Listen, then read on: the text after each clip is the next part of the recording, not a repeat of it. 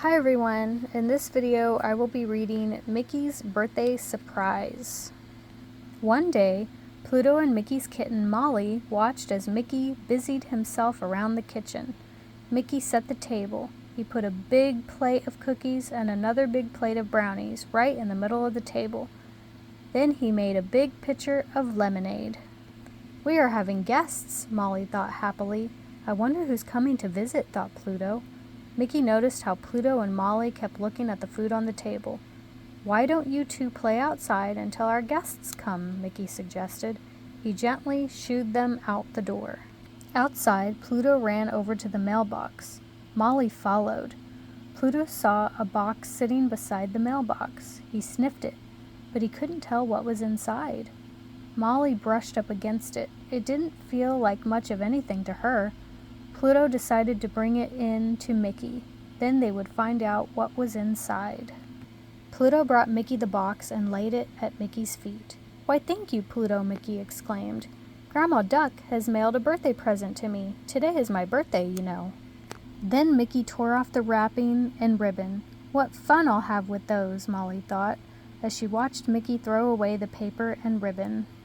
Then Mickey opened the box. "Oh boy," he cried, "it's a toy kitten. What a pretty little thing she is, too. And just look at that beautiful shiny collar." Mickey saw a little wind-up key on the kitten's side. "Maybe it's a music box," Mickey said as he turned the key. He set the toy down. Sure enough, it began to play a lovely tune. Then, much to Mickey's surprise, the toy kitten began to dance around the room. Around and around it twirled, clapping its paws and mewing softly. "Isn't that cute?" Mickey exclaimed. Pluto wagged his tail, but the toy kitten scared Molly. She arched her back and fluffed out her fur. Then she let out a loud hiss to let the toy know who was boss. "Silly Molly," Mickey said. "Don't you know that a toy kitten won't hurt you?" When the music stopped, Mickey left the toy kitten on the floor while he dusted the tables and shook out the rug. Pluto forgot about the toy kitten. He went to take a nap.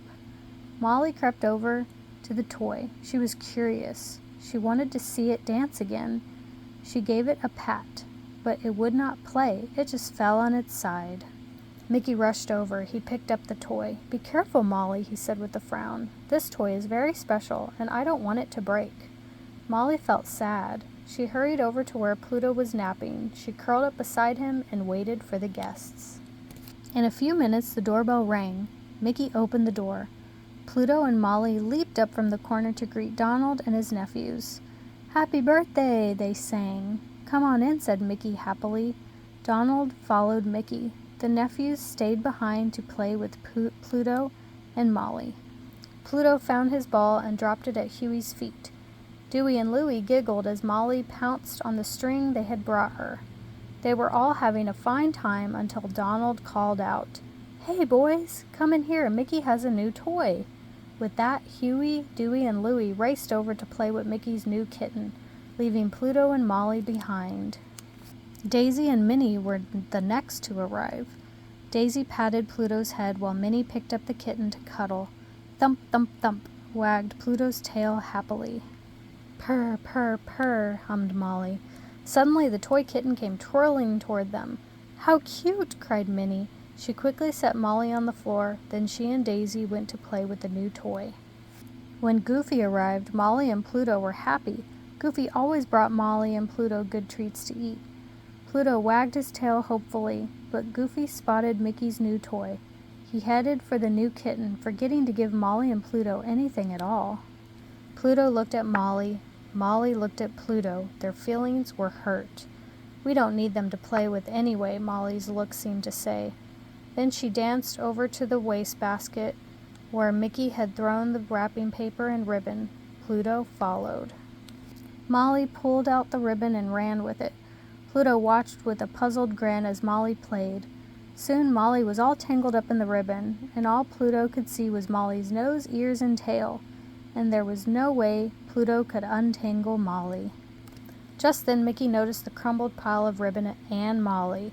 "I'll set you free," said Mickey. He gently pulled the ribbon from her paws and threw it away.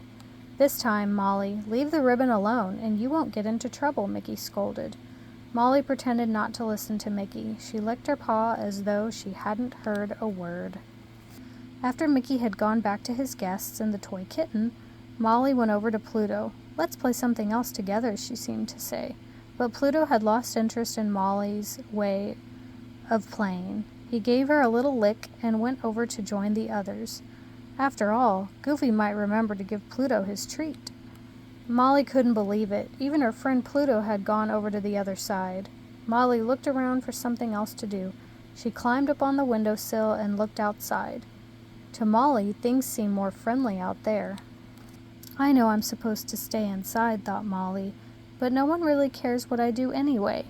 With one last look at Pluto, who was busy watching the toy kitten, Molly jumped down from the sill into the backyard. She was gone from the yard in a flash. In the meantime, Pluto was beginning to get tired of the toy kitten's tricks. It did the same things over and over again, never anything new, like Molly did. At the thought of Molly, Pluto looked around. Where was Molly anyway? Pluto wondered. He hunted for her in all her favorite places, but he couldn't find her anywhere. Pluto began to worry about Molly. He went over to Mickey and pushed him a bit.